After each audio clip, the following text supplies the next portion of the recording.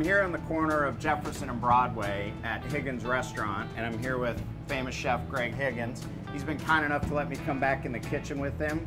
And today we're going to prepare a simple dish. And the dish that we're going to prepare, Greg. Well, this is an adaptation of a Belgian dish. Belgium's known for its beer-based cuisine because they've got over 800 styles of beer there. They've learned how to use it in other ways than drinking. And this one's called Carbonata. It's beer braised beef. Nice. Yeah. So we got some nice chunks of chuck steak that I've cut up in big cubes, like 2-3 ounce cubes.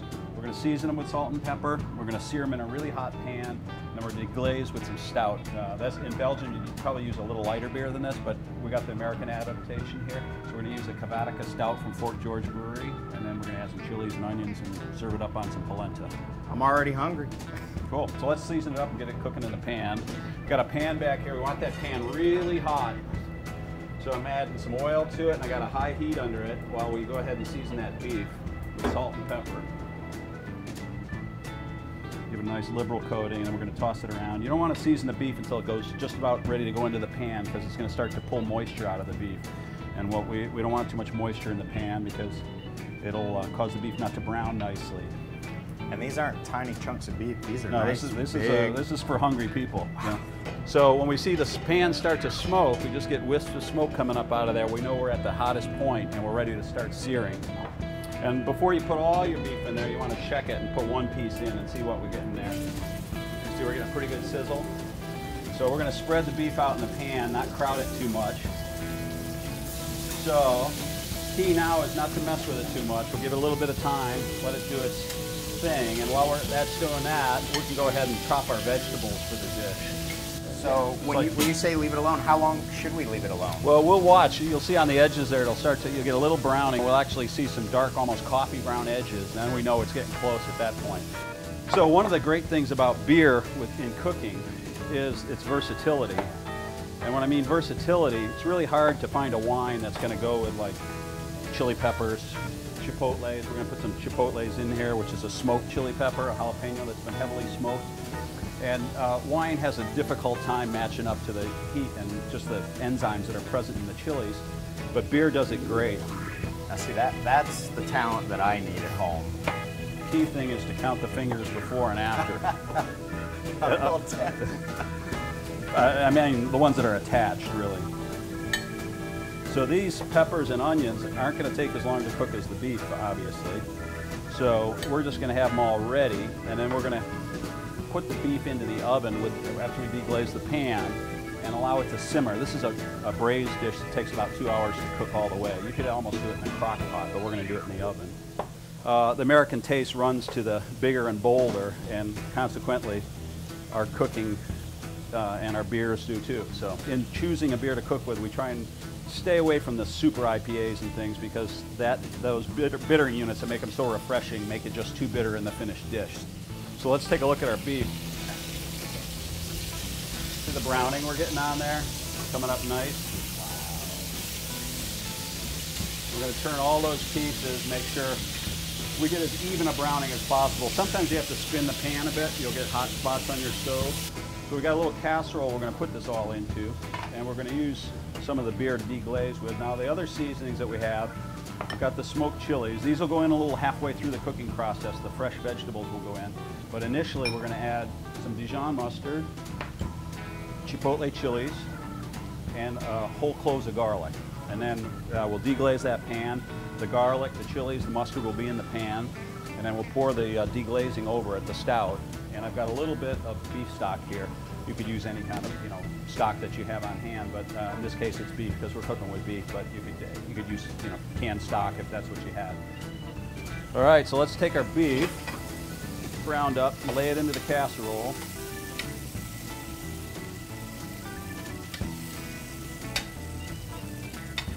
And I usually figure starting when I buy the chuck for a dish like this, chuck is good because it's a really rich flavored portion of meat, and it'll handle that long cooking that we're going to give it.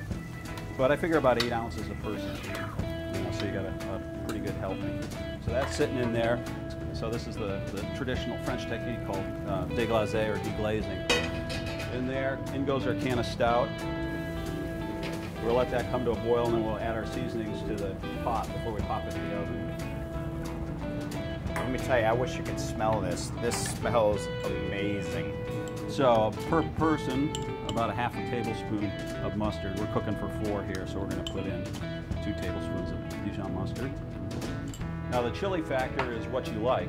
So I'm a chili head. So I love chilies. All right, so I'm with you. For people who like it spicy, I would go with a chipotle per person. So we're going to put 4 chipotles in there. And those are going to break down kind of as that all cooks away. And then the garlic is kind of the same thing. I cook to how I like. I taste all the time while I'm cooking, and so I know what I like. So I'm going to do probably 4 or 5 cloves of garlic. We're going to put like 20 cloves of garlic in it, all peeled. And let them do their thing. So you can see we're already starting to pull all that glaze off the pan there. Helps if you get a little tongs or a spoon and kind of scrape that. Okay, so we're good there. In goes the stout, pan glazes.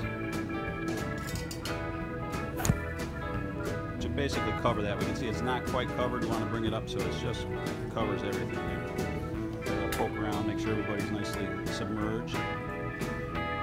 Okay, now that's ready to go into the oven. It's nice when you braise meat to braise at a relatively low temperature, 300 if you have a fan, 325 if you don't. So this will take about 2 hours to get nice and tender. So we'll pop it in there and let it do its thing. So pop her in there. Yeah, looks like I got a surprise in the back. Halfway through the cooking here, at about an hour or so, we're going to go ahead and put our chilies and onions in there. Stir that in and let them just soften enough. But we're looking for that beef to be so tender that it just falls apart. So how about some beef? Check it out. All right, let's see what we got. Let's take a look. Oh, it smells good. Yes, it does. I can smell those peppers. Let's pull that lid. Oh yeah. Chilies, onions, good stout. Smelling pretty good. Let's give it a little poke, make sure we're nice and tender. Oh, it's so tender it's just gonna fall apart. And there's still a good little bit of texture to those. Nice little bit of polenta in the center here. We're gonna make a little bit of a depression in there to help hold that beef in place. And now let's put some of those big tender chunks of beef on the bottom. See how it's just falling apart there? Just gonna melt in your mouth. All right, so some of our veggies on top. And then here's something that's kind of cool. This is a leafy green called ancho cress, or broadleaf cress.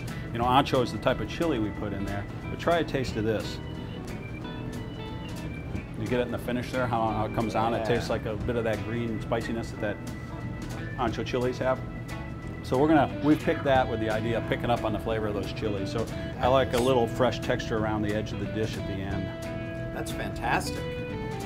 Yeah, some folks find it a little too zippy, but you know, with this dish and the fact that we're going to serve it with that really rich, intense stout, I think it'll hold up to it. So. And that's about it. I mean, it doesn't get too much easier than that. After you sear it, put it in the oven, let it do its thing, and then off you go.